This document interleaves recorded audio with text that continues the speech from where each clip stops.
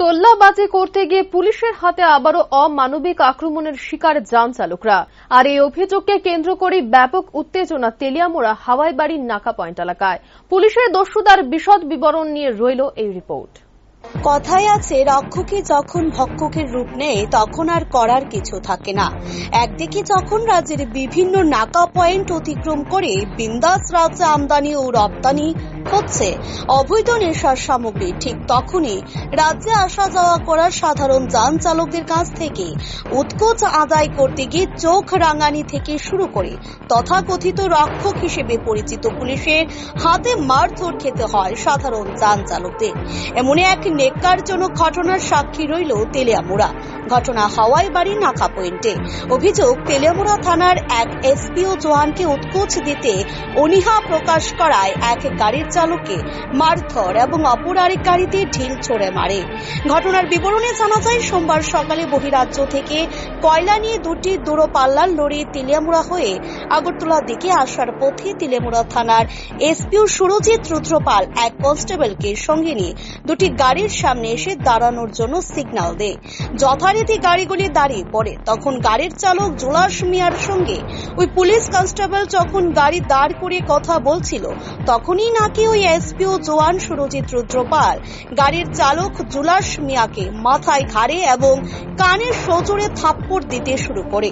এতে গাড়ির চালকের কান দিয়ে রক্তক্ষরণ শুরু হয়। পরবর্তীতে সুরজিৎ অপর আরেকটি দূরপাল্লার লরিকে দাঁড় করানোর জন্য গাড়িটিতে ঢিল ছুড়ে একই সাথে নগদ টাকাও দাবি করে বলে অভিযোগ।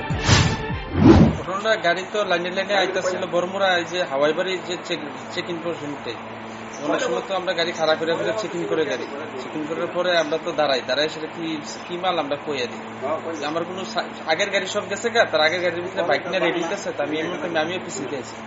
আবার পরে অল্প একটু যাওয়ার পরে আমার দাঁড়াইতাম, আমি দাঁড়াই গেছি। দুজন ছিল বাইকের মধ্যে, একজন আমার লোকে গাড়ির লোকে দাঁড়িয়েছে, তাদের লোকে আমি কথা বলতেছি, আর বাইক নিয়ে তাদের নামা দিয়ে সোজা গেছে যে গাড়ি পিছা গেছে কি আগে টাইম তারা লোকে তারা ধরতে গেছিল।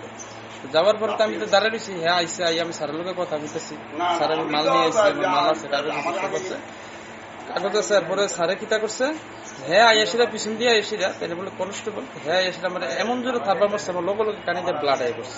কি কারণে আমি কি আর আমি বলে গেট ভাগাইছি, আমি গেট ভাগাইলে তো আমি যাইতামই গে, আমি আপনারা সাইন দিচ্ছেন, আমি দাঁড়াইলাম, দাঁড়ানোর পরে তো কথা বলতেছি স্যারের লোক, হ্যাঁ পিছনে আমার থাপা মেরে দিচ্ছে।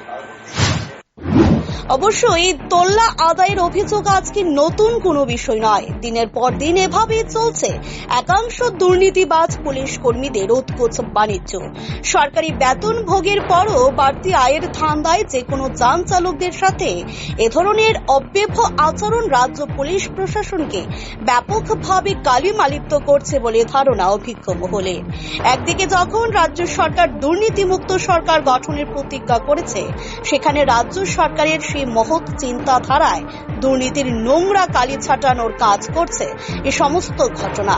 বিষয়টি গুরুত্ব বুঝে স্বরাষ্ট্র মন্ত্রক যথাসময়ে যথার্থ ব্যবস্থা গ্রহণ করবে আশায় সাধারণ মানুষের। Bureau report, rising Tripura.